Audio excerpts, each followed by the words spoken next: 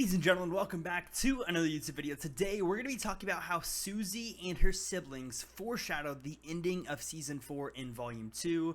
But before we get into that, guys, make sure to drop a like on the video. Let's go for 200 likes, and also make sure to subscribe because we're on our way to 40,000. Yes, I said 40,000 subscribers. We hit 25,000 like literally last week. The support has been insane. But yeah, guys, let's talk about how Suzie and her siblings foreshadowed literally most of the important scenes in Volume 2, which is incredible writing by the Duffers, by the way. And I also, before you guys, get distracted here, I have an Eddie Munson theory / I don't know, video coming out tomorrow that is more proof that Eddie Munson might be Cass. No, not might, is Cass from D&D, and he will come back as a vampire. But without further ado, guys, let's get right into this, and let me tell you how Suzie and her family foreshadowed the ending of Stranger Things Season 4. The first scene that I'm going to talk about is when the little girl and the little boy were cooking at the oven, and the girl says, "We need more salt." This was foreshadowing the boys needing more salt for 11, and that's why, Argyle went to the pizza shop, got more salt. I believe that scene was foreshadowing 11 needing salt. That's the first scene. The second scene is the little boy who had the bow and arrow who was turning off the electric on and off. This was foreshadowing how not only how Erica and Lucas were communicating through the Creel house in the playground, they were flashing each other's lights, but also how people communicate from the upside down to the real world by turning the lights on and off. I believe that was a big foreshadow that they showed in that scene. The next one is where the girl was on top of, or the two girls, I believe, or maybe it was a girl and a boy, were on top of the kitchen table fighting with swords. If you guys don't know what this foreshadowed, it was Hopper fighting the Demogorgon with the sword and eventually chopping his head off, which was an epic scene, by the way. So awesome how that whole series of events at the end of episode 9, I believe, was incredible. Some of the best cinematic stuff I've seen in my life. But I believe, obviously, that sword fighting skit was a foreshadow to what Hopper was going to do at the end of Season 4. The next one is probably the most important, but not the last one that I chose because the last one's more sad, obviously. But Suzie, whenever she needed her computer, she said, "I have a plan." And her plan was to have the little boy distract by turning off the power. And this foreshadowed how Eddie had to play the Metallica song to, get a distraction for Steve, Robin, and Nancy to go ahead with the plan. I believe that was a foreshadow for them, getting a distraction, executing. Same thing that Eddie did with Steve, Robin, and Nancy.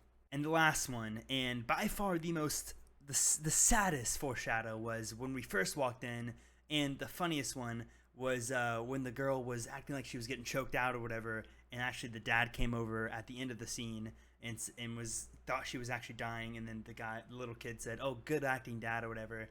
But that foreshadowed Eddie dying, of course, because Eddie choked on his own blood, and so did the girl in the act. So that is all the scenes that I noticed in that series of events that they foreshadowed in Season 4. Obviously, other people have talked about this. I forget the other YouTube channel, but you can search it up.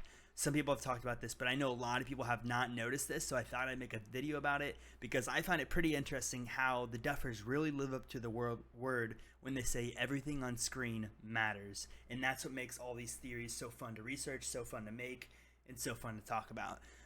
Let me know what you guys thought about this theory. I guess you could call it a theory, or you could call it like an observation. And let me know if you want to hear or see more videos like this because I love making them. And let me know if you're excited for that Eddie video because it's something that I haven't seen yet, and it's something that I feel like people are going to be like, how did we not notice that? That was so in our faces, and we just let it go right by. Like, this makes me 95% sure that Eddie will come back as Cass, especially since they're first starting to write the important stuff of Season 5.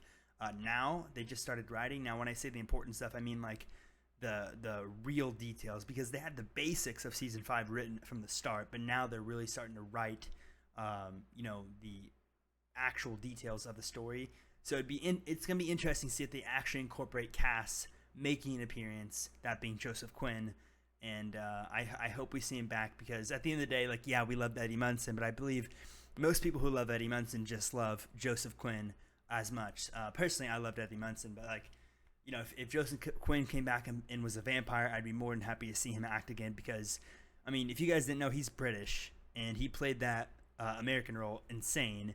And just the versatility of his roles in the past, seeing him in Game of Thrones and other shows is just insane.